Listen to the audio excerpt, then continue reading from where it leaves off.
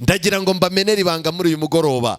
Dufite abantu batubesha ko bahagurutse mu Egiputa, barimo kutubwira ko tujyanye i Kanani, ariko najya mbabwire igihe kirageze mugiye kuzaza mwinjira mu matsinda, ugendane n'umuntu, mubane mu kimina, mubane muri sosiyete runaka, nurangiza umutima ukurye, nureba inyuma usange ururembo rwo mu ijuru waruteye iki? Umugongo.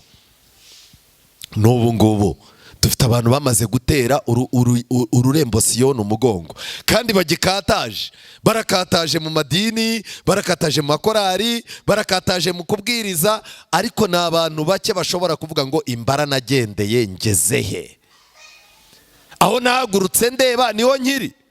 Nshuti zanjye, muri uyu mugoroba nagira ngo mbabwire ikintu gikomeye. Ni amagambo nasomye kuri paji ya 11 kwitegura akaga gaheruka, avuga ngo isaha turi mu bungubu irahura neza n'ubusesenguro Kristo yatanze ubwo yigishaga icyigisho gikomeye cy'ubuhanuzi ku myifatire y'imibereho y'abaturage, politike n'iby'idini.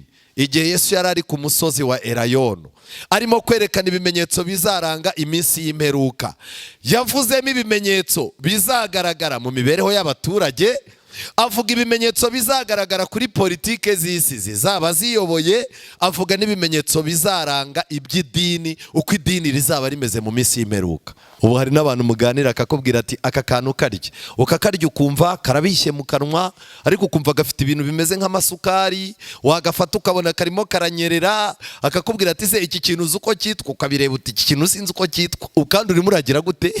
Urimo urakirya, yarangiza akakubwira ati iki ngiki kigura ibihumbi 40. Ugatuvuga uti uremera ugaheba? Ati ndaheba nyine. Ariko kuki muheba kubyinda, kuki mudaheba kubyagakiza?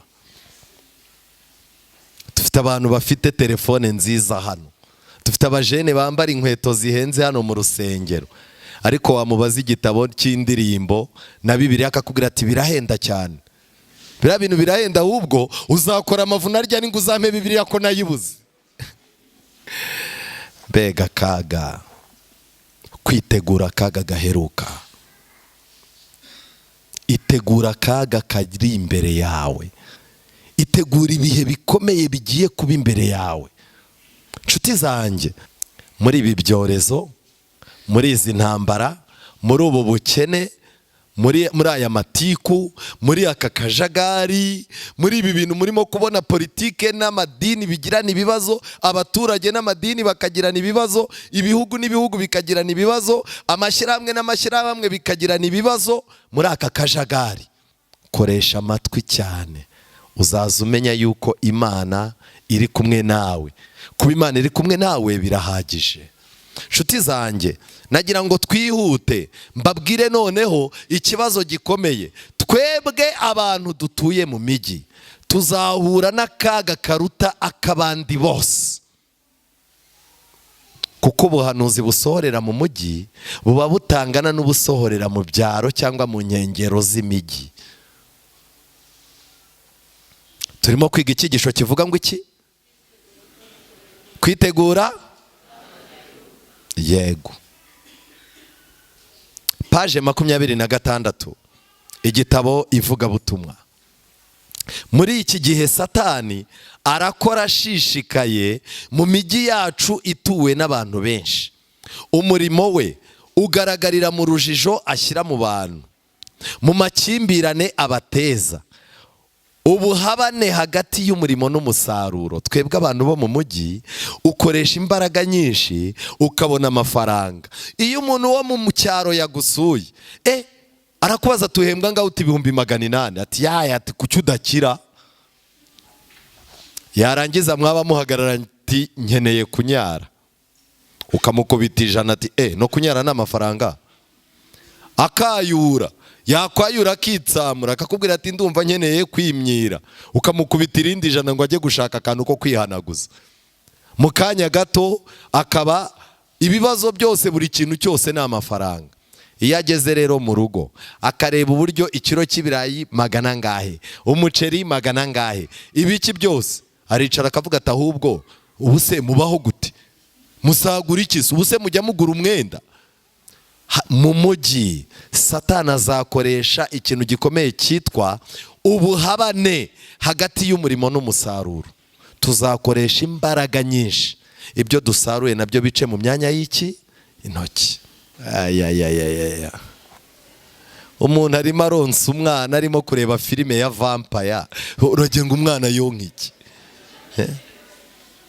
Telefone iraha, umwana ari kwibere, ubwo ubundi tuzaramurane.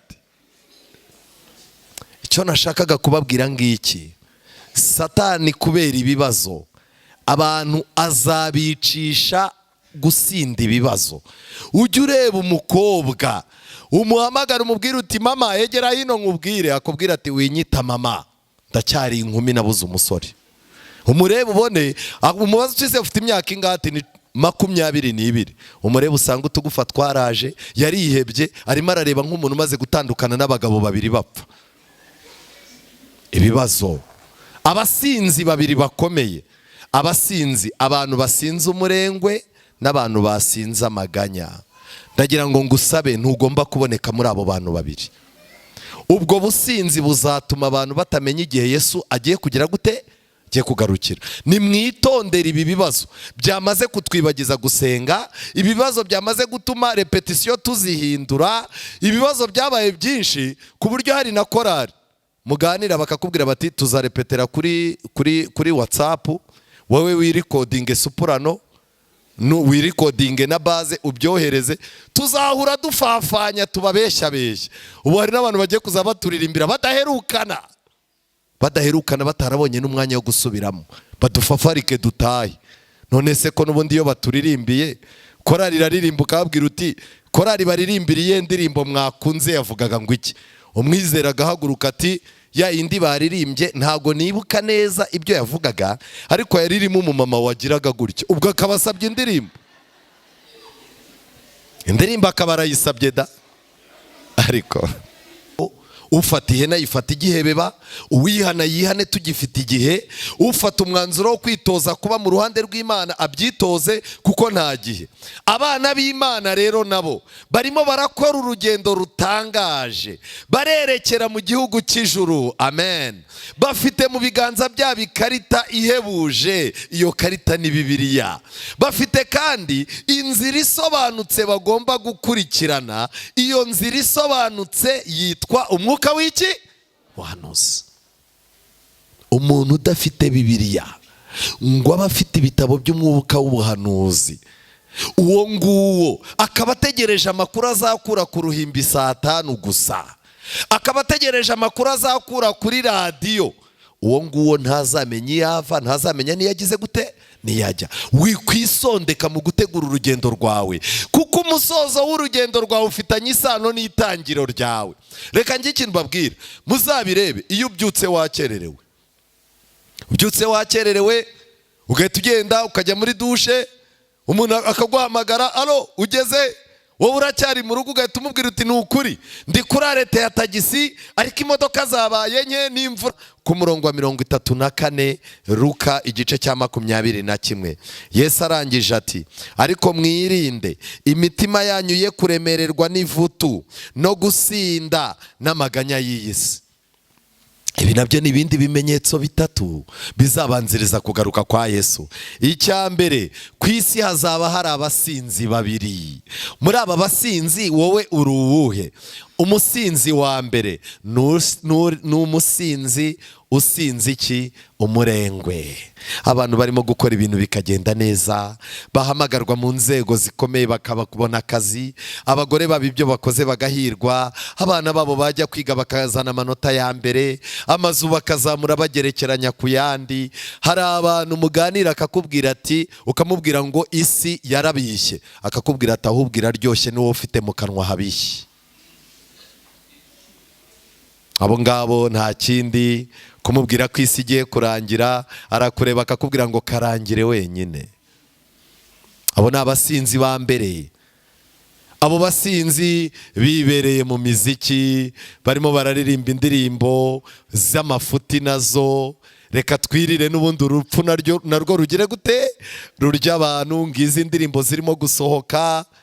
Abasinzi ba kabiri ni abantu bazaba bari ku isi basinze amaganya.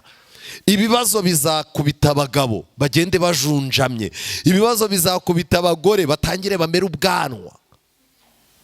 Sikajya kubona ukabona umumama yarumutse yabaye nk'umugabo neza, amaboko impfundiko zaraje mu maboko, ukabona yazanye aya magufa, ubundi nta bamama babigiraga. Wamureba mu maso ukabona yararakaye, ubundi abamama warabarebaga ukabona gufitiye impuhwe. Mwaba muziranye mutaziranye, none muzareba aba bamama babaye abarakare. Kwigomeka kw'abantu, agahinda. Ubu noneho hari amoko y'agahinda, ngo hari agahinda koroshye n'agahinda kagize gute, gakabije. Ntabwo mujye mubirwara se ko mutabimbwira. Hari agahinda ngo kagize gute, ngo gakabije. Noneho rero agahinda gakabije, hari abaganga ngo babiteguriwe ngo babivura. Ugerayo akakubaza ati ubabajwe n'iki, ukamubwira uti sinyizi. Ati none se niba utaje iki kubabaje ngenda kufashana. Agahinda gakabije ni ikimenyetso cyo guta Imana no kuramukana ibibazo byawe, ntiwemerere Kristo ngo akuruhure. Abantu bazikorera agahinda kadasanzwe. Yesu yarabivuze yuko abantu bazaterwa ubwoba no kwibwira ibyenda kugira gute. Urimo uricara ugatekereza uburyo umugabo agiye kugutana abana, kandi nawe kubyara abana be kwara kugize ikimuga, ubwonko bukituruna, isukari n'umunyu n'amavuta bikivanga. Kera bajyaga bavuga ngo mu modoka ngo yavanze amazi n'iki n'amavuta. Iyo rero umuntu bamubwiraga bati imodoka yawe ivanze amazi n'amavuta, wajyaga kubona ukabona umuntu w'umupapa yikoreye amaboko ararize. Kubera iki?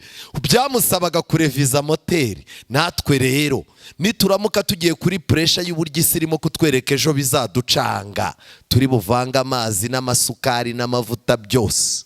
Mu Kristo yarari kumwe na mugenzi we, barimo kugenda bahura n'umugabo. Uyu mugabo ngo yariraburaga, ngo ariko ngo yari yambaye imyenda yera. Bari bageze hagati y'amayira abiri, barangije mu Kristo yari yaragiriwe inama yuko afite urwandiko rw'inzira.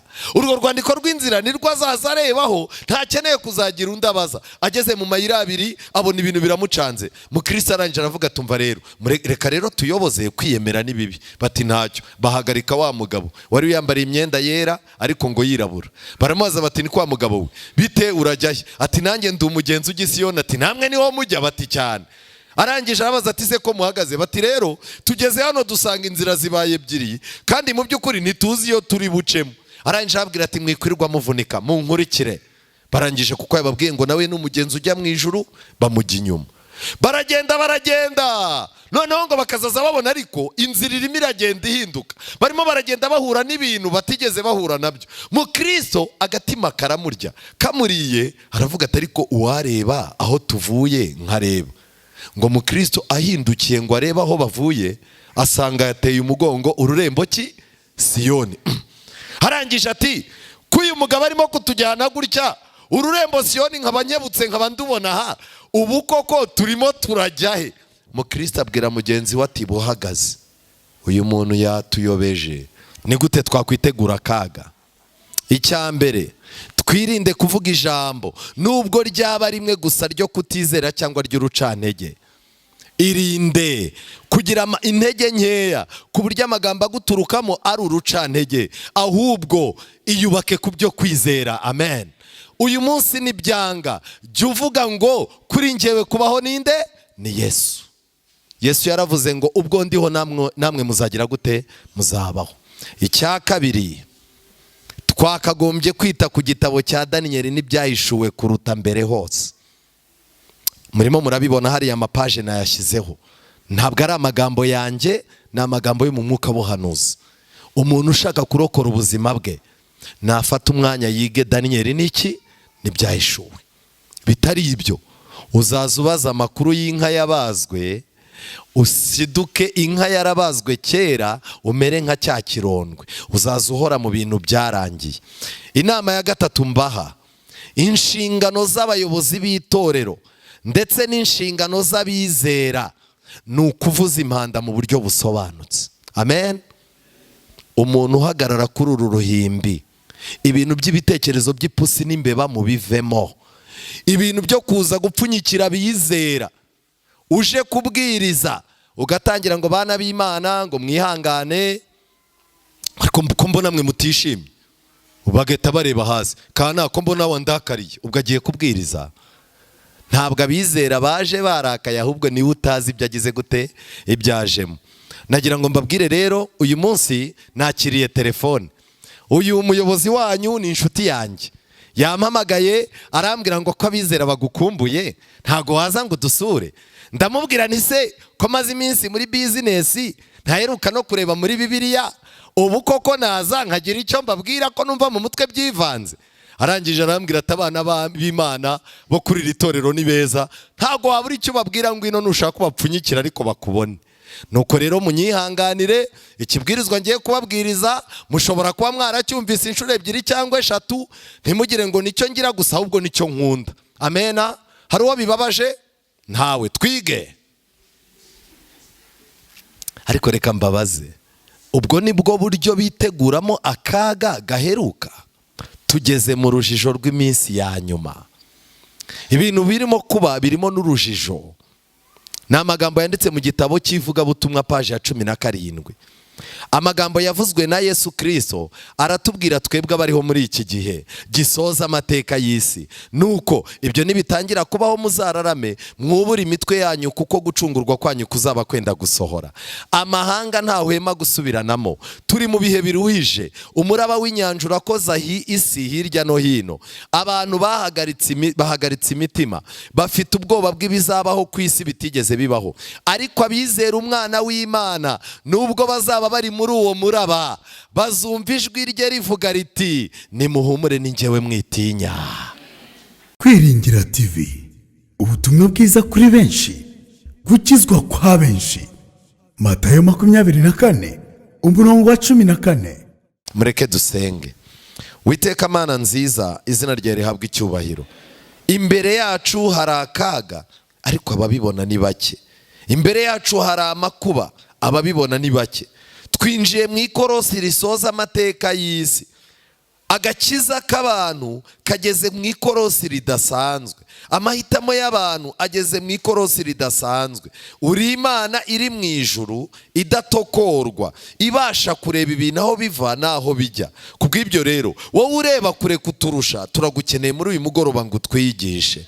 Wowe wagiye urinda ababayeho mu gihe cya Danieli, ukarinda ababayeho mu gihe cy'akarengane, turagutabaje muri uyu mugoroba ngo bane natwe.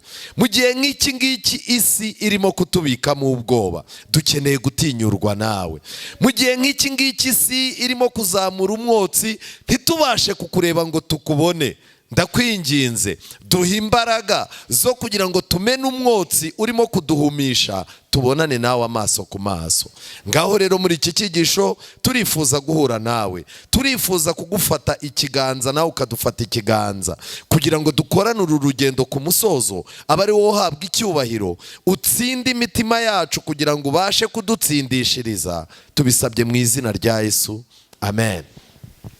Muri uyu mugoroba umugambi nyamukuru w'iki cyigisho nuko twifuza yuko buri muntu wese abona uruhererekane rw'ibihe bikomeye turimo, kandi akabona yuko isi ndetse n'itorero byose bifite ikibazo kiri imbere yabyo, kandi abantu bakamenya ko ubuhanuzi buvuga kugaruka kwa Yesu butakiri mu bihe byahise, ahubwo ubu ngubu ibyo bihe twabigezemo kandi tugeze noneho mu musozo wabyo.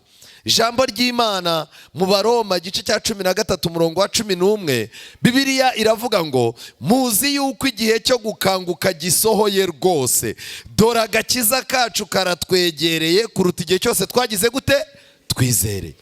Iri somo ryerekana yuko umuntu utazakanguka agakiza ke kazaba kari kure, azatungurwa n'Umwami Imana. Nshaka kubabwira ngo birababaje aho tugeze aho Yesu agiye kugaruka neza.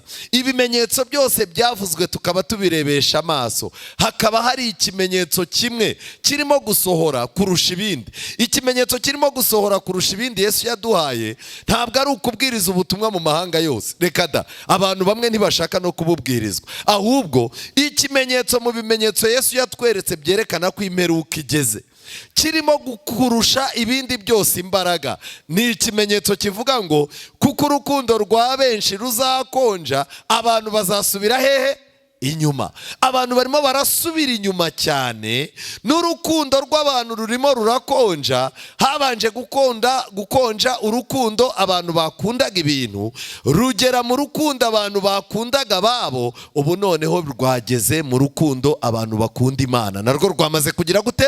Rwamaze gukonja. Muri uyu mugoroba saba Imana yongera ishyushye urukundo wayikundaga. Imana niyongera kugarure rwa rukundo wayikundaga ukijya kubatizwa, rwa rukundo wayikundaga ugitangira umurimo, igihe winjiraga mu murimo w'Imana, igihe wamanikaga akaboko kuri Yorodani ukaza kuba umusirikare. Ubwitange, urukundo, amakenga, guca bugufi wari ufite, ongera usaba Imana yongera igushyuhiriza urukundo. Rwamaze gukonja, agakiza kacu karatwegereye. Muri uyu mwanya nagira ngo mbabwire yuko mu gitabo cyitwa Kwitegura Akaga Gaheruka hari amagambo avuga ngo umugenzi wese uva mu gihugu ajya mu kindi aba afite ikarita y'inzira agomba gukurikira. Agomba kubaza urugendo amaze kurangiza, akamenya n'intera asigaje kugira ngo arangize iki? Urugendo. Ni ikosa rikomeye kuba uri mu rugendo utazi ibirometero umaze gukora ngo umenye n'ibirometero bigize gute? Bisigaye. Rero muri uyu mugoroba tugiye kumenya ibirometero tumaze kugenda mu buhanuzi, tumenye n'ibirometero bigize gute? Bisigaye. Kandi ikindi, abanza kumenya umunsi n'isaha buri ndege azagendamo igomba kugwiraho. Niba yaritaye rero kuri buri kantu kose, urugendo rwe ruzakurikirana neza nk'uko agateganyo ke kari. Ibyo uteganya, niba ubiteganya ukoresheje ijambo ry'Imana no gusenga, bizakubera nk'uko ugize gute? Nk'uko ushaka. Ariko niba uteganya yuko Yesu najya kugaruka zibura ibiri, iyo terime murayizi? Zibura ingahe? Zibura ibiri. Umuntu akavuga ati ati shati ngewe ndakugeraho zibura ibiri, wajya kona ukabona umuntu aguhingutseho harenze isaha yose. Rero abantu bakazagira terime bakavuga bati kanaka we aza zibura ingahe? Zibura ibiri. Ubu hari abantu bashaka kuzihana zibura ibiri, hari abantu bashaka kuzava mu kajagari k'isi zibura ibiri ngo dimanche igire gute? Abo bantu bose ntibazabibasha, kuko uyu munsi icyo udashoboye uba uri umukandida wo gutsindwa ejo, keretse wisunze amasezerano y'Imana gusa. Nshaka kubabwira ngo ufata ihene yifata igihebeba, uwihana yihane tugifite igihe, ufata umwanzuro wo kwitoza kuba mu ruhande rw'Imana abyitoze kuko nta gihe. Abana b'Imana rero nabo barimo barakora urugendo rutangaje, barerekera mu gihugu cy'ijuru. Amen. Bafite mu biganza byabo ikarita ihebuje, iyo karita ni Bibiliya. Bafite kandi inzira isobanutse bagomba gukurikirana, iyo nzira isobanutse yitwa umwuka w'iki? Wahanuzi. Umuntu udafite Bibiliya ngo aba afite ibitabo by'umwuka w'ubuhanuzi, uwo nguwo akaba ategereje amakuru azakura ku ruhimbi saa 5 gusa, akaba ategereje amakuru azakura kuri radiyo, uwo nguwo ntazamenya iyo ava, ntazamenya niyo yagize gute? Niyajya. Wikwisondeka mu gutegura urugendo rwawe, kuko umusozo w'urugendo rwawe ufitanye isano n'itangiro ryawe. Reka njye ikintu mbabwira, muzabirebe iyo ubyutse wakererewe. Ubyutse wakererewe ugahita ugenda ukajya muri dushe, umuntu akaguhamagara, alo ugeze? Wowe uracyari mu rugo ugahita umubwira uti nukuri ndi kuri arete ya tagisi ariko imodoka zabaye nke n'imvura yakubye. Hari igihe ubimubwira agahita akubwira ati ko ariho mpagaze urihe? Uwo muntu wavuye mu rugo yiruka abivanga no kubeshya, aba yakoze ikosa rimwe ryo kwica igihe. Ndagira mbabwire ngo ikosa ryo kwica igihe, kutagendana n'Imana mu gihe, ngo umukuru nyir'ibihe byose adutoze igihe, tuzisanga twarakererewe. Urimo urakererwa mu matiku, urimo urakererwa mu bintu by'isi, urimo urakererwa. Kandi nagira mbabwire, urupfu rurakererwa, yego cyangwa hoya? Hari umuntu wari wakereza urupfu akarubwira ati nyihanganire ndabura amezi 2, cyangwa ngo ruyikongeze, ntibibaho. Icyo nashakaga kubabwira rero, uyu munsi wa none urugendo rwacu tugomba kuba dufite ikarita, ariko kuba dufite ikarita tugomba no kuba dufite busole. busore ni iki rero? Busore ni akuma abantu bagenda mu misozi ahantu batamenyereye bifashisha, gahora kerekana icyerekezo cy'amajyaruguru. Buriya kugenda utazi icyerekezo ugendamo nabyo ni ibibazo. Mu gitabo cy'umugenzi, Mukristo yari ari kumwe na mugenzi we, barimo kugenda bahura n'umugabo. Uyu mugabo ngo yariraburaga, ngo ariko ngo yari yambaye imyenda yera. Bari bageze hagati y'amayira abiri, barangije Mukristo yari yaragiriwe inama yuko afite urwandiko rw'inzira. Urwo rwandiko rw'inzira nirwo azaza arebaho, ntakeneye kuzagira undi abaza. Ageze mu mayira abiri abona ibintu biramucanze. Mukristo arangije aravuga, tumva rero, reka rero tuyoboze kwiyemera n'ibibi. Bati ntacyo. Bahagarika wa mugabo wari yambariye imyenda yera ariko ngo yirabura. Baramubaza bati, ni kwa mugabo we, bite urajyahe? Ati nanjye ndi umugenzi ujya i Siyoni. Ati namwe niho mujya? Bati cyane. Arangije arabaza ati se ko muhagaze? Bati rero tugeze hano dusanga inzira zibaye ebyiri kandi mu by'ukuri ntituzi iyo turi bucemo. Arangije arababwira ati mwikwirirwa muvunika, munkurikire. Barangije kuko yababwiye ngo nawe n'umugenzi ujya mu ijuru, bamujya inyuma. Baragenda noneho ngo bakazaza babona ariko inzira irimo iragenda ihinduka. Barimo baragenda bahura n'ibintu batigeze bahura nabyo. Mukristo agatima karamurya, kamuriye aravuga ati ariko uwareba aho tuvuye nkareba. Ngo Mukristo ahindukiye ngo arebe aho bavuye, asanga yateye umugongo ururembo ki Siyoni. Harangije ati, kuyu mugabo arimo kutujyana gutya ururembo Siyoni nkabanyebutse nkaba ndubona ha, ubu koko turimo turajya he? Mukristo abwira mugenzi we ati, buhagaze, uyu muntu yatuyobeje, ururembo turimo kujyamo twaruteye iki umugongo. Uwo bari kumwe arangije ati, tubigenze gute? Ngo wa mugabo wari wabayoboye, ngo ako kanya umwenda yari yambaye umuvaho, bavumbura yuko bayobejwe. Ngo bamaze kuvumbura ko bayobejwe, aho hantu bahakuwe nande? Ndabibutsa yuko marayika w'Imana ariwe wabakuye muri iyo nzira. Ngo arabazana abageza mu nzira y'agakiza. Arangije ngo bakubita inkoni, arababwira ngo ntimuzongere kuva muri iyi nzira. Kuva ubwo Mukristo afata umwanzuro ati, sinzongera gupfa kwishinga umuntu umbeshye ngo turajyana i Siyoni. Ndagira ngo mbamenere ibanga muri uyu mugoroba. Dufite abantu batubeshya ko bahagurutse mu Egiputa, barimo kutubwira ko tujyanye i Kanani. Ariko nagira mbabwire, igihe kirageze mugiye kuzaza mwinjira mu matsinda, ugendane n'umuntu, mubane mu kimina, mubane muri sosiyete runaka. Nurangiza umutima ukurye, nureba inyuma usange ururembo rwo mu ijuru waruteye iki umugongo. N'ubu ngubu dufite abantu bamaze gutera ururembo Siyoni umugongo, kandi bagikataje. Barakataje mu madini, barakataje mu makorari, barakataje mu kubwiriza, ariko ni abantu bake bashobora kuvuga ngo imbara nagendeye ngeze he, aho nahagurutse ndeba niho nkiri. Nshuti zanjye, muri uyu mugoroba nagira ngo mbabwire ikintu gikomeye. Ni amagambo nasomye kuri paji ya 11 kwitegura akaga gaheruka, avuga ngo isaha turi mu bungubu irahura neza n'ubusesenguro Kristo yatanze ubwo yigishaga icyigisho gikomeye cy'ubuhanuzi ku myifatire y'imibereho y'abaturage, politike n'iby'idini. Igihe Yesu yari ari ku musozi wa Elayono arimo kwerekana ibimenyetso bizaranga iminsi y'imperuka, yavuzemo ibimenyetso bizagaragara mu mibereho y'abaturage, avuga ibimenyetso bizagaragara kuri politike z'isi zizaba ziyoboye, avuga n'ibimenyetso bizaranga iby'idini, uko idini rizaba rimeze mu minsi y'imperuka. Kubw'ibyo rero ubuhanuzi bugomba gusohorera aha hantu hatatu. Hari ibibazo abaturage bagomba kugundagurana nabyo, abayobozi babo mu bya politike ntibabimenye. Hari ibibazo abaturage bagomba kugongana nabyo, abayobozi b'amadini ntibabimenye. Niko ubuhanuzi bwerekana. Icya kabiri, hari ibibazo leta politiki izagundagurana nabyo ku buryo amadini adashobora kubimenya cyangwa ngo abaturage babimenye. Kandi hari ibibazo amadini azagongana nabyo, leta ntibimenye n'abaturage ntibabimenye. Aho niho duhagaze uyu munsi, kubera ibibazo byinshi biri imbere ya leta, ibibazo byinshi biri imbere y'abaturage, ibibazo biri imbere y'abanyamadini. Aho hantu ubuhanuzi burimo burahasohorera cyane.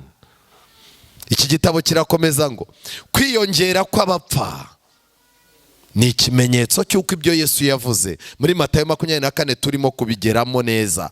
Kwigomeka kw'abantu, agahinda. Ubu noneho hari amoko y'agahinda, ngo hari agahinda koroshye n'agahinda kagize gute, gakabije. Ntabwo mujye mubirwara se ko mutabimbwira. Hari agahinda ngo kagize gute, ngo gakabije. Noneho rero agahinda gakabije, hari abaganga ngo babiteguriwe ngo babivura. Ugerayo akakubaza ati ubabajwe n'iki, ukamubwira uti sinyizi. Ati none se niba utaje iki kubabaje ngenda kufashana. Agahinda gakabije ni ikimenyetso cyo guta Imana no kuramukana ibibazo byawe ntiwemerere Kristo ngo akuruhure. Abantu bazikorera agahinda kadasanzwe. Yesu yarabivuze yuko abantu bazaterwa ubwoba no kwibwira ibyenda kugira gute. Urimo uricara ugatekereza uburyo umugabo agiye kugutana abana, kandi nawe kubyara abana be kwarakugize ikimuga, ubwonko bukituruna, isukari n'umunyu n'amavuta bikivanga. Kera bajyaga bavuga ngo mu modoka ngo yavanze amazi n'iki n'amavuta. Iyo rero umuntu bamubwiraga bati imodoka yawe ivanze amazi n'amavuta, wajyaga kubona ukabona umuntu w'umupapa yikoreye amaboko ararize. Kubera iki? Byamusabaga kureviza moteri. Natwe rero nituramuka tugiye kuri pressure y'uburyo isi irimo kutwereka ejo bizaducanga, turi buvanga amazi n'amasukari n'amavuta byose. Iki gitabo kigaragaza yuko hagomba kuboneka ibintu bishengura abantu imitima. Intambara n'impuha z'intambara, kwiyongera kw'ibishyitsi, kugaragara kw'abahanuzi b'ibinyoma twaraye tubyize, no guhaguruka kw'amadini yayobye. Amadini yayobye arahagurutse ntahagurutse. Ndetse Satani yabatije imbaraga ku buryo bizageza ubw'itorero ry'ukuri rizasigara mu kimwaro rivuga ngo n'abana bariya bafite umwuka w'Imana. Satani azaza mu madini y'ibinyoma, asuke mu mwuka w'urukundo, asuke mu mwuka wo kwitanga, asuke mu mwuka wo gushyuha, ku buryo uzaza ubareba ubone morale bafite, urebe uburyo barimo kugurizanya amafaranga, wibaza utari ko iri dini ndimo ubu ni iry'ukuri. Satani azasuka uwo mwuka. Ikindi kintu gikomeye hano ibyanditswe bitubwira nuko noneho hazaboneka ibimenyetso n'ibitangaza byuzuye ubuhenzi bwa Satani. Ibyo byose biduhamiriza yuko turi mu isaha igize gute, iheruka y'amateka, kandi ko tugiye kubona bidatinze ibihe birusha ibindi kuba bibi. None nagira ngo mbabaze, iki gitabo kitubwiye ko ibyiza biri imbere. Ibyiza biri imbere, simwe mbazara. Ibyiza biri imbere. Dufite gahunda 2060. Ubu hari n'ibihugu bigeze muri gahunda ya 20-100, aho umuturage azaza arya amadolari nk'atanu, nta mukene, buri wese azaba afite inzu, abantu bakazaba batarwara, hari imashini zitwara abantu. Buri gihugu cyose cyo ku isi gifite plani cyakoze cyereka abaturage uburyo mu myaka 10-30 bazaba babaho neza, ku buryo umuntu wagombaga kuburara azaba ararira umugati. Mama we! Ariko twatangiye ibihe bibi kandi tubigezemo. Nababwiye ngo imbere y'abaturage b'isi bafite ubuhanuzi burimo gusorera imbere yabo. Imbere ya leta zo mu isi nazo zifite ubuhanuzi zirimo guhangana nabwo kandi bugomba gusohora. Imbere y'abanyamadini bafite ubuhanuzi bugomba gusohora batacika. Ibi rero biratangaje. Luka igice cya 21. Luka 21.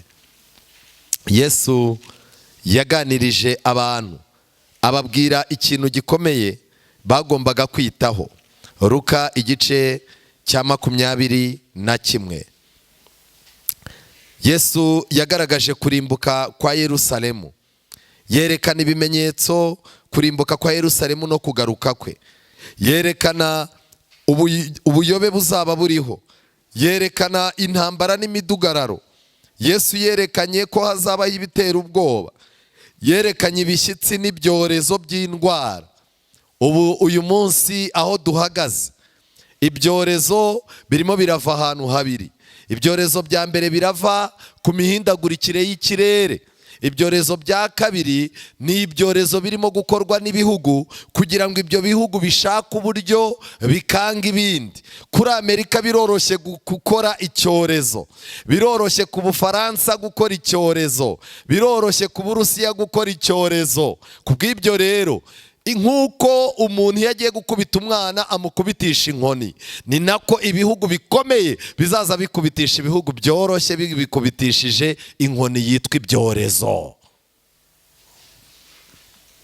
Ikindi, Yesu yagaragaje uburyo ubwoko bwe buzangwa. Kubera iki Yesu yabivanze?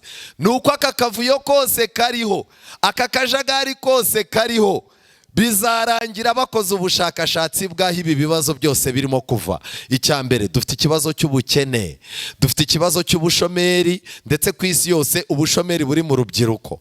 Dufite ikibazo cy'ibihugu bitumvikana, dufite ikibazo cy'abantu, imiryango irimo gusenyuka. Imbere yacu hari ikibazo cy'amafaranga. Ku isi amafaranga arimo arata agaciro. Imbere yacu hari ibibazo by'abantu bashaka gukontorora abandi bakoresheje ikoranabuhanga. Ibyo bibazo byose kubitiraho ikirere. Dusigaye dutegereza imvura yo mu kwa 9 ikagwa mu kwa 10 nako kugiye kurangira. Tukicara tugategereza imvura hakaza izuba. Ibi byose wakubitiramo tekinoloji z'abazungu. Ejo bundi Abashinwa baronshinze gahunda yabo yo kwiba imvura mu kirere kimwe bakajya kuyigusha mu kindi. Barabironshinze, baravuga bati tubabwize ukuri. Byahise bituma abantu b'i Dubai bamwe bavumbura ko imvura y'umwuzure yaguye i Dubai ari imvura bari baremye, itari imvura isanzwe.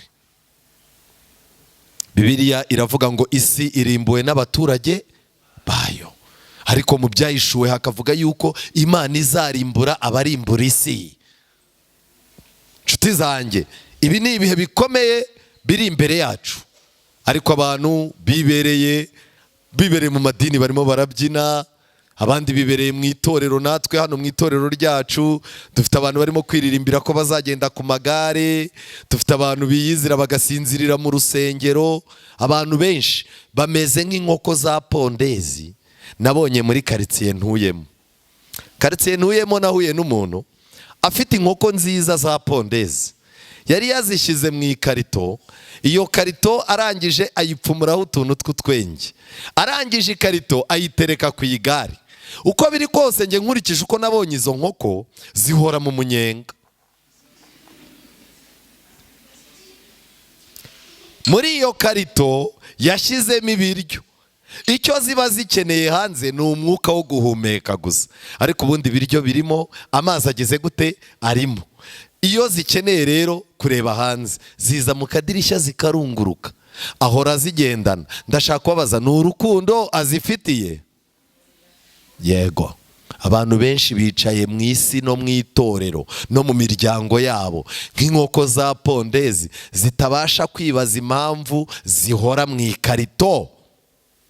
Nshuti zanjye, muri uyu mugoroba nagira mbabwire ko Yesu yakomeje muri icyo gice yerekana ibimenyetso byinshi. Yerekana ukuntu abantu bazagushwa igihumure, yerekana uburyo amahanga azashwana.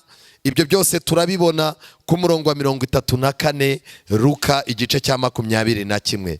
Yesu arangije ati, ariko mwirinde imitima yanyu ye kuremererwa n'ivutu no gusinda n'amaganya y'iyi si. Ibi nabyo ni ibindi bimenyetso bitatu bizabanziriza kugaruka kwa Yesu. Icya mbere, ku isi hazaba hari abasinzi babiri. Muri aba basinzi wowe uri uwuhe?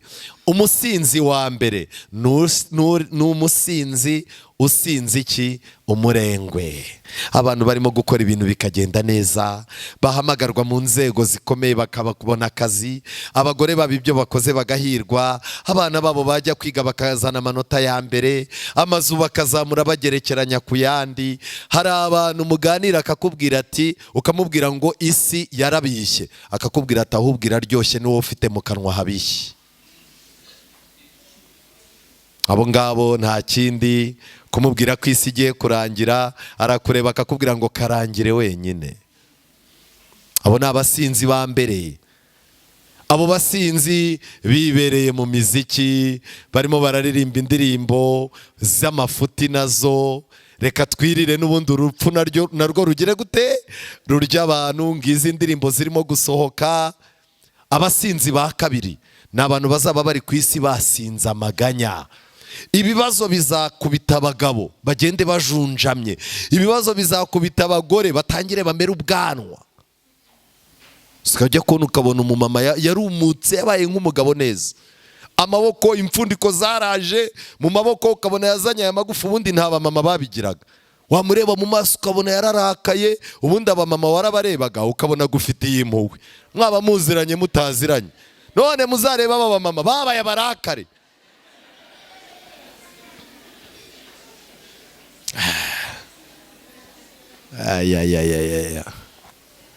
Umuntu arimo aronsa umwana arimo kureba filime ya vampire, uragira ngo umwana yonka iki? Telefone iraha umwana ari kwibere, ubwo ubundi tuzaramurande. Icyo nashakaga kubabwira ngiki, Satani kubera ibibazo abantu azabicisha gusinda ibibazo. Ujye ureba umukobwa umuhamagara umubwira uti mama egera hino nkubwire, akubwira ati winyita mama ndacyari inkumi nabuze umusore. Umurebe ubone umubazo ucize ufite imyaka ingati ni 22. Umurebe usanga utugufa twaraje, yarihebye arimo arareba nk'umuntu umaze gutandukana n'abagabo babiri bapfa. Ibibazo. Abasinzi babiri bakomeye, abasinzi, abantu basinze umurengwe n'abantu basinze amaganya. Ndagira ngo ngusabe ntugomba kuboneka muri abo bantu babiri. Ubwo businzi buzatuma abantu batamenya igihe Yesu agiye kugira gute, agiye kugarukira. Ni mwitondera ibi bibazo byamaze kutwibagiza gusenga, ibibazo byamaze gutuma repetition tuzihindura, ibibazo byabaye byinshi ku buryo hari na korari muganira bakakubwira bati tuzarepetera kuri WhatsApp, wowe wirikodinge soprano wirikodinge na base ubyohereze, tuzahura dufafanya tubabeshya. Ubu hari n'abantu bagiye kuzaba turirimbira badaherukana batarabonye n'umwanya wo gusubiramo, badufafarike dutahe. None se ko n'ubundi iyo baturirimbiye korari iraririmba ukabwira uti korari baririmbiriye ndirimbo mwakunze yavugaga ngo iki? Umwizera agahaguruka ati ya indi baririmbye ntago nibuka neza ibyo yavugaga, ariko yaririmo umumama wagiraga gutyo, ubwo akabasabye indirimbo akaba arayisabye da. Ariko reka mbabwire, abantu bazaza babeshya abantu ko bababwirije, abizera nabo bakubeshye ko bumvishe. Iteraniro ribi ry'indyarya gusa.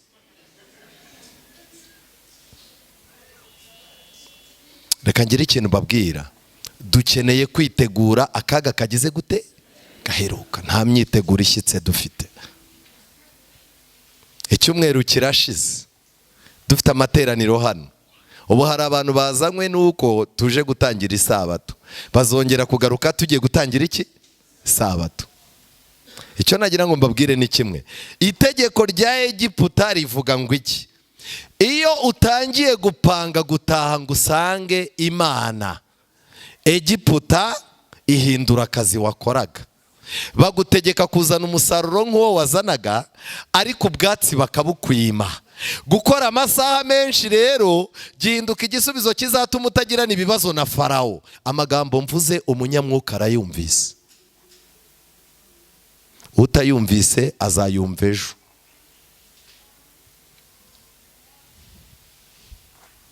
Ariko reka ndeba abantu bumvise icyo mvuze. Sabo se buriya ngo mwiteraniro niyo humvise umwe biba bihagije. Icyo nashakaga kubabwira ngiki, mwirinde imitima yanyu ye kuremererwa n'ivutu no gusinda n'amaganya y'iyi si. Uwo munsi ukazabatungura, kuko uzatungura abantu bose bari mu isi yose umeze nk'umutego. Nuko rero mujye muba maso musenge iminsi yose, kugira ngo mubone kurokoka ibyo byose byenda kubaho no guhagarara imbere y'umwana w'umuntu. Muvuge ngo amena. Ibintu ni bibiri, mumenye iki: turi abakandida bo kuzahagarara imbere y'umwana w'Imana. Abantu bazabasha guhagarara imbere y'umwana w'Imana ni abantu bazaba babashije kumenya ibihe neza no kubigenzura. Kugira ngo tugenzure ibihe biradusaba ibintu bibiri: mube maso kandi mugire gute, musenga iminsi yose. Ndagira ngo mbatangarize ku mugaragaro yuko isengesho ryo ku isabato saa 5 gusa ntago rigihagije ngo uhangane n'ibibazo urimo gucamo. Ukeneye gusenga buri munsi. Ku isabato duhurira hano twaje guserebra, tuje kuganira n'abandi by'Imana yadukoreye, tuje kumva ubuhamya bwabo no kumenya aho amakuru y'ubwami ageze gute, ageze. Ariko dufite abantu basigaye baza ziburi 2 saa 5 bagataha saa 6 ziburi ingahe 2. Ko nukabona umuntu arinjiye bakigisha agasohoka nk'uhamagawe na telefone agahita atega akamoto. Insengero rero zegereye imihanda ya kaburimbo zo zaragowe. Umuntu umubona hano ugashiduka ukambwira utize ko nakubonaga muri korari byagenze gute, ati oya hari akandi kagahunda nari mfite ariko Imana yaravuze ngo nubura ubwenge izakureka. Nahise nyaruka. Urumva nubwo ari ku isabato hari umuntu waruje ku kibuga cy'indege turimo gupanga diru, noneho rero anyohereje message ngo ageze kuri aeroport. Mise mfata akamoto ahubwo nkunyibuka umfatira igitabo cy'indirimbo n'ibyigisho. Turabafite ntitubafite.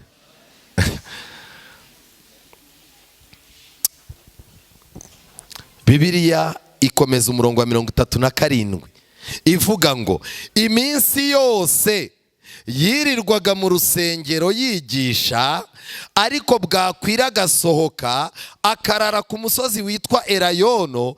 Abantu bose bakazinduka mu gitondo bakajya aho hari mu rusengero kugira gute, kumwumva.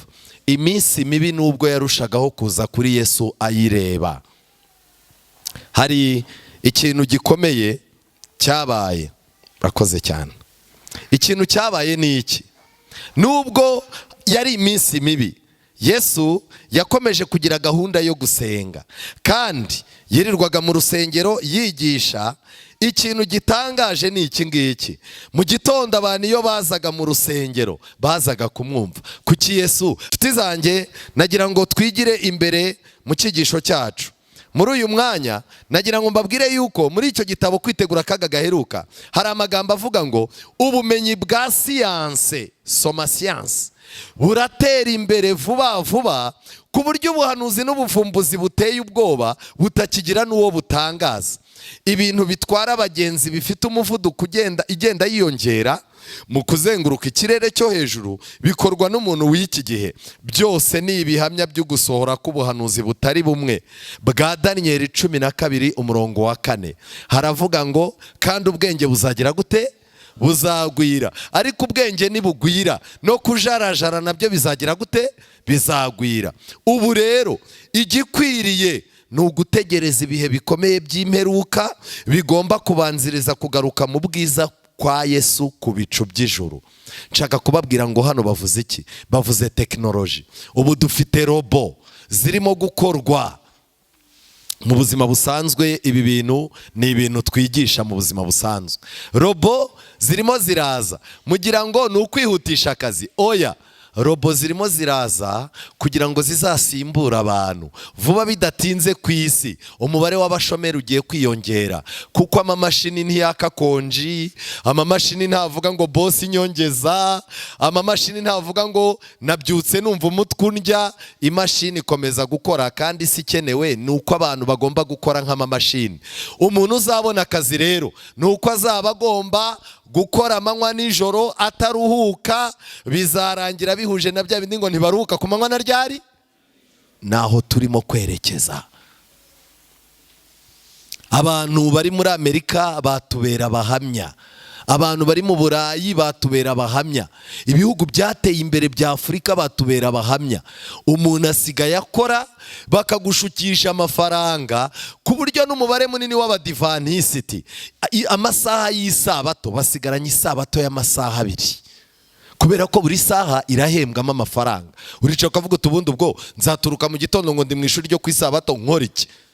kumana n'amasaha birarahagije. Umuntu ava mu kazi akaza mu rusengero ukamukubita ikibwirizwa cy'amasaha 2 n'ibiki byose agahita asubira ku kazi. Na hano mu Rwanda byaratangiye, dufite abantu baza saa 5 yamara gusenga nyuma ya saa 6 akaguhamagara ubona amafoto ari mu kazi.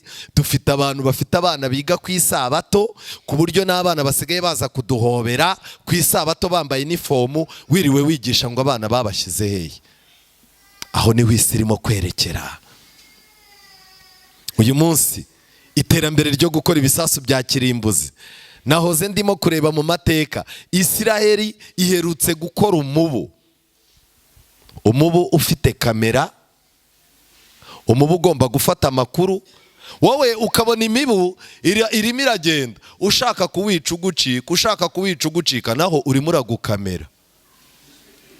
Ako mumbabare mumbwire, ubundi ubu ntago twakagombye kuba tubona ko Daniel 12:4 irimo gusohora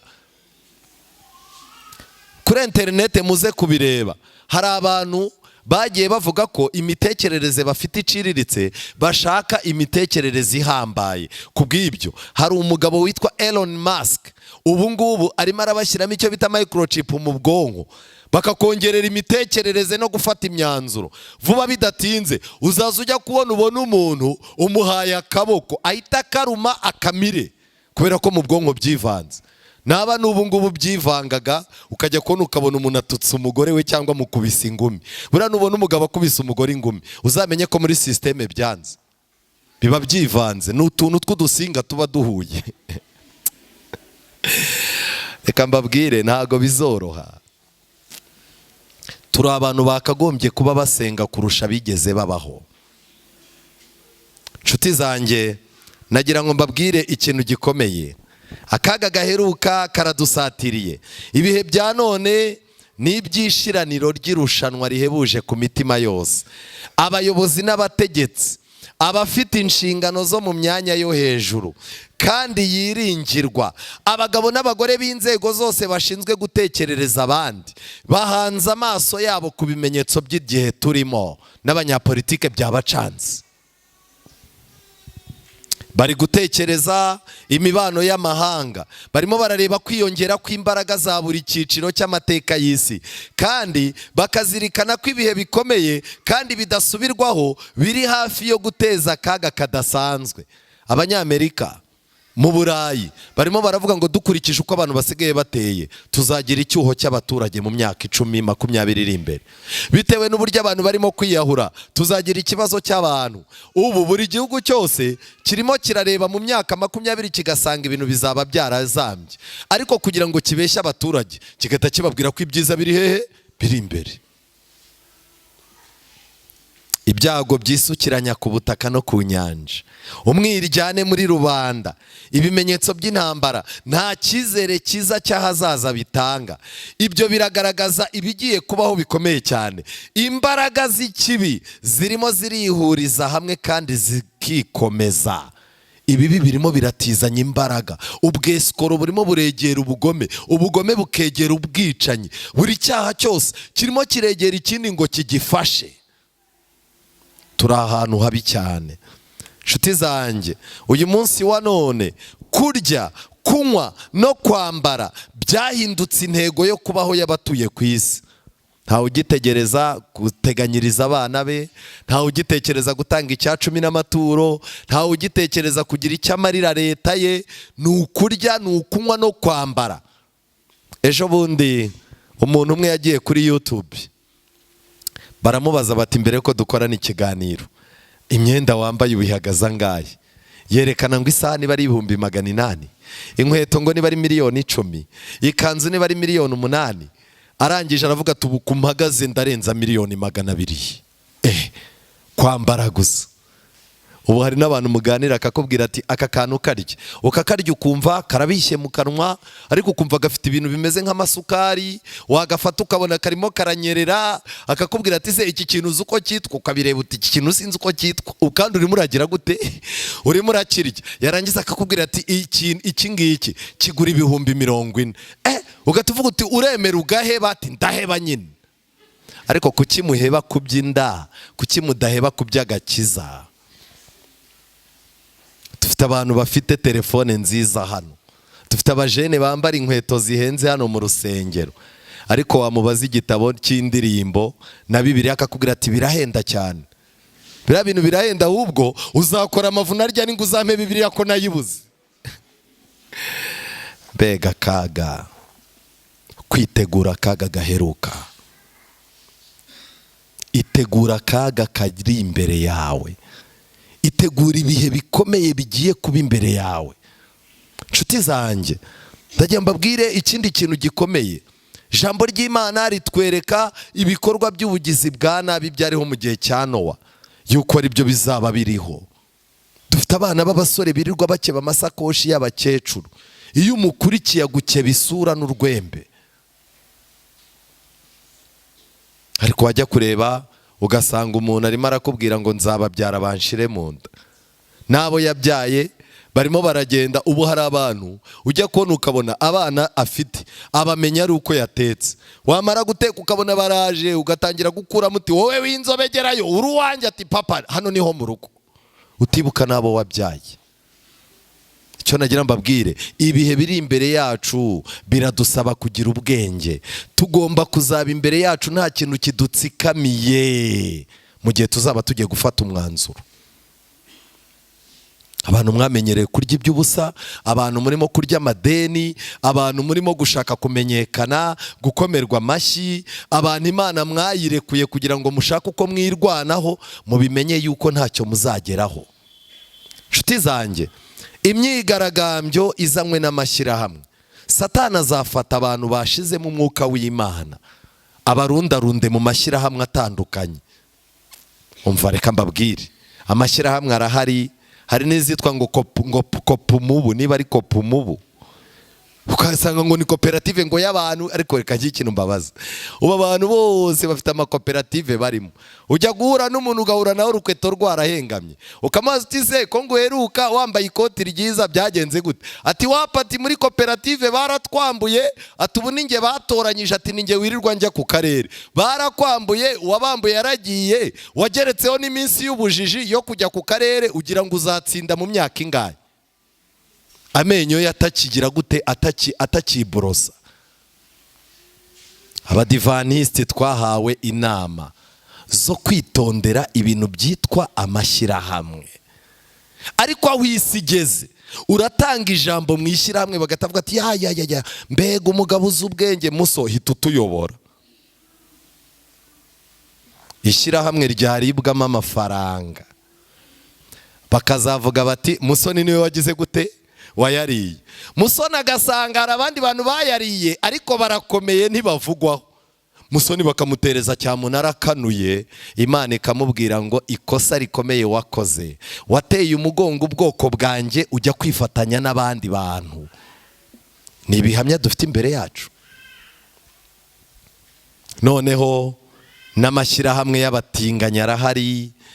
Amashyirahamwe azazana ingaruka zikomeye ku isi, kandi amashyirahamwe menshi Satani nayageramo azabashyiramo umutima wo kwigaragambya. Ndababaye kubibabwira, inteko nyinshi zigaruriwe n'abamarayika bavumwe bakoresha abantu amarorerwa zizaba nazo ziri mu mashyirahamwe.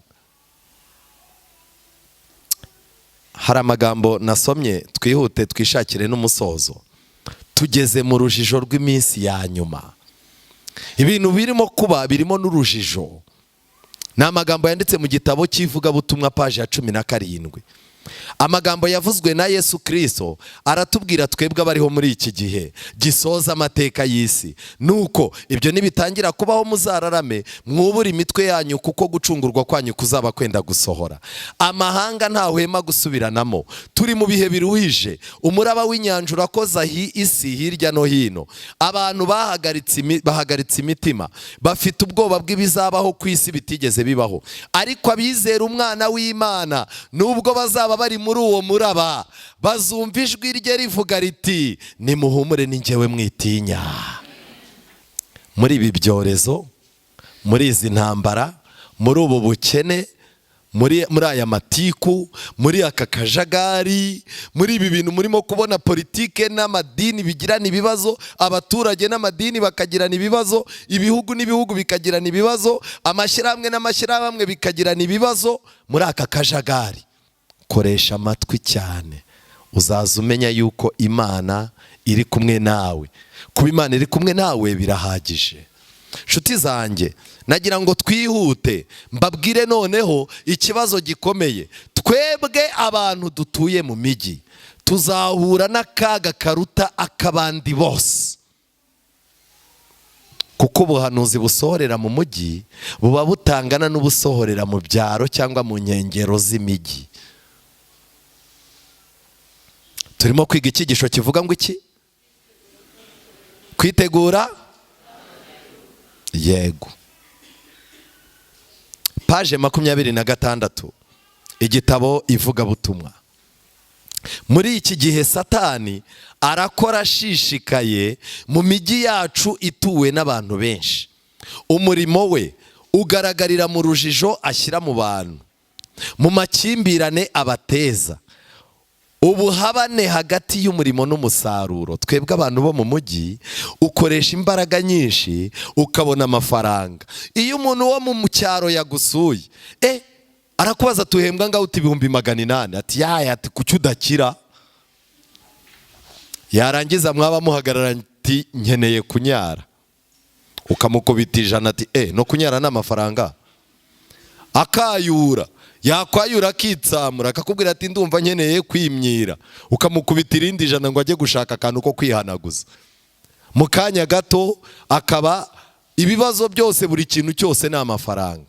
Iyo ageze rero mu rugo akareba uburyo ikiro cy'ibirayi 100 ngahe, umuceri 100 ngahe, ibiki byose, aricara akavuga ati ahubwo ubuse mubaho gute? Musagura iki? Ubuse mujya mugura umwenda? Mu mujyi Satani azakoresha ikintu gikomeye cyitwa ubuhabane hagati y'umurimo n'umusaruro. Tuzakoresha imbaraga nyinshi, ibyo dusaruye nabyo bice mu myanya y'iki? Intoki. Umuntu rero nakubwira ngo kudakira muzehe, ntuzirenganye. None se urimo urakora 200,000, wajya kuri botike mu ikayi y'imyenda ukajya kubona ukabona bakubariye 300,000, ugahamagara umugore ukamatize biriya bintu nibyo? Umugore akareba mu ikayi ati nibyo.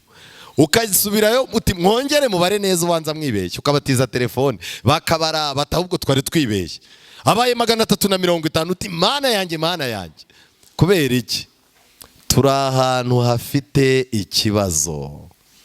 Umuntu utisunga Imana, dusigaye dufite terime ivuga ngo birimo biraca mu myanya y'iki? Uzana amafaranga ukayahereza umugore, umugore nawe agahita yafata akayahereza umukozi, umukozi akagenda agahaha, warangiza umugore akagaruka ati amafaranga arihe? Ukamubwira uti se byagenze gute? Ati aduciye mu myanya y'iki? Y'intoki. Umugabo w'umuhanga agahita abwira umugore ati ujye uzegeranya.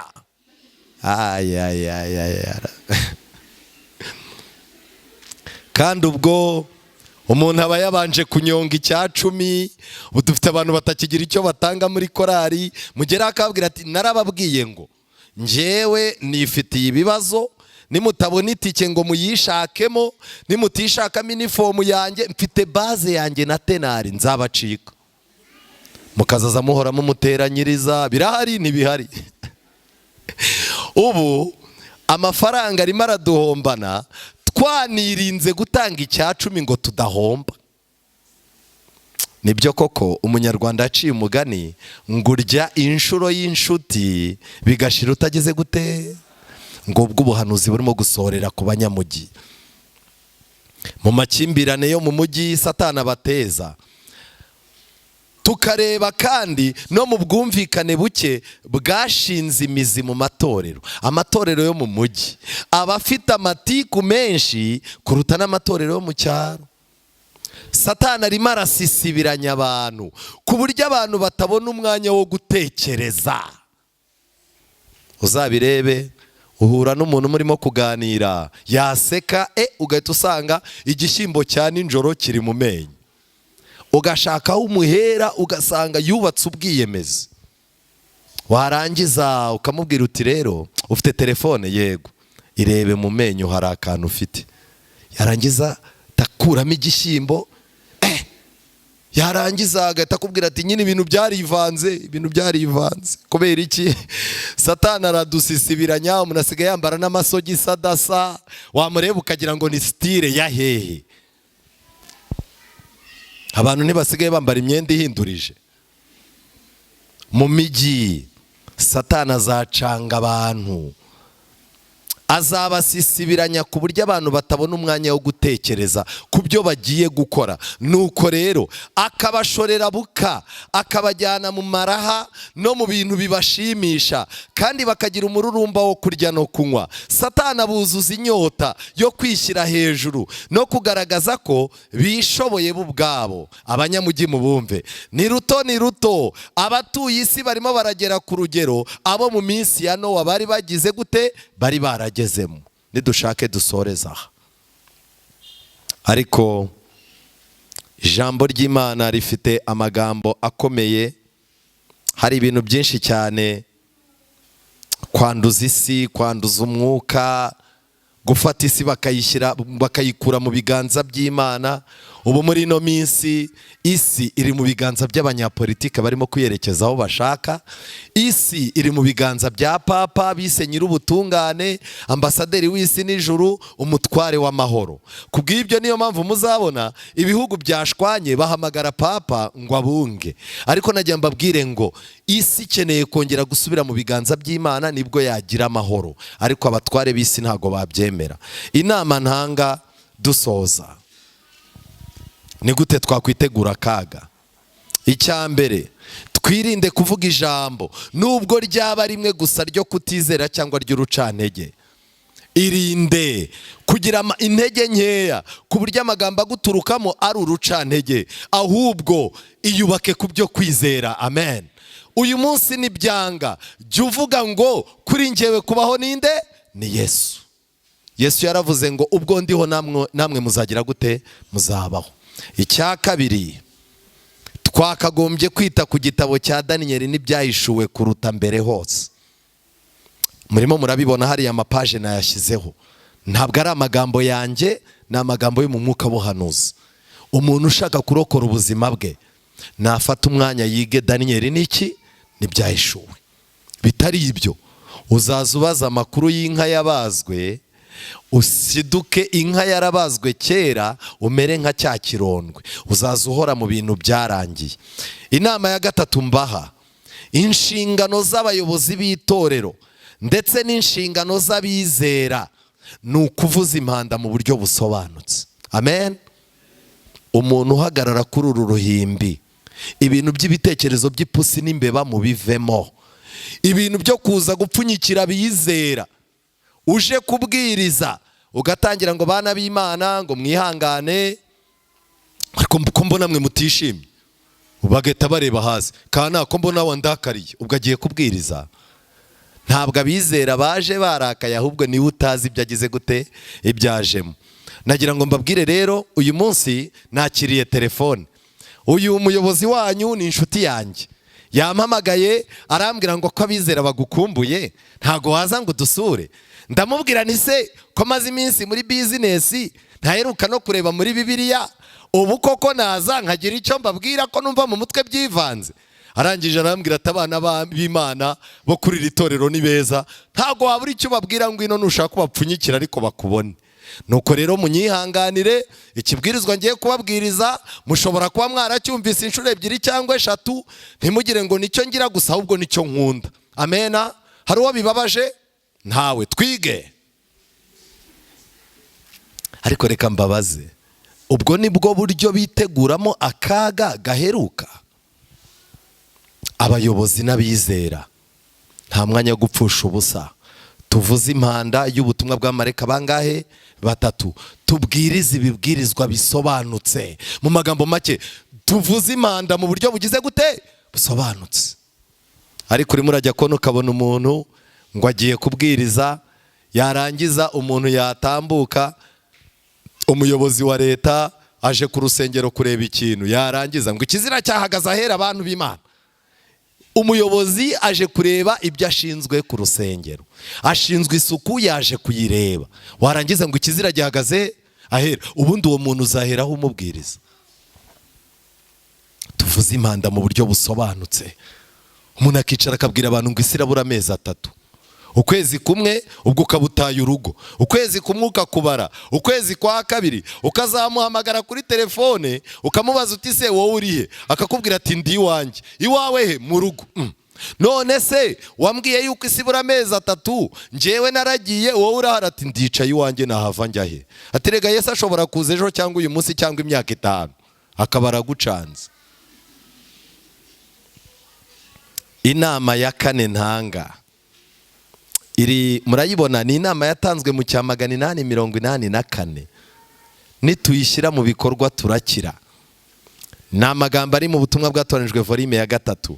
Aravuga ngo benshi bazibagirwa inshingano zabo, ibitera umwete n'imigisha byo muri iki gihe bazabyibagirwa, kandi bazaterwa umubabaro no kwibwira akaga kazabaho. Iyo nyifato izatebutsa igihe cy'umubabaro, kandi nta buntu tuzagirirwa kubw'uko guhangayikishwa n'ibitaragera mu gihe cyabyo. Guhangayika, gutangira gufata ibintu bitarabuka barako byabaye, umuntu yarangiza agahita avuga ngo buri buke ngo itangazo ry'icyumweru ritangazwa ngo ibiki byose. Reka ngire ikintu babwira, mu kwiga ijambo ry'Imana, mu gusenga no kwiyiriza ubusa, Yesu yaravuze ngo nimuramuka mufite umwuka wera, umwuka wera azababwira ibyenda kugira gute, byenda kubaho. Muri uyu mugoroba ndasaba Imana ngo iduhe umwuka wera. Muhagurukiraho muri dusenge.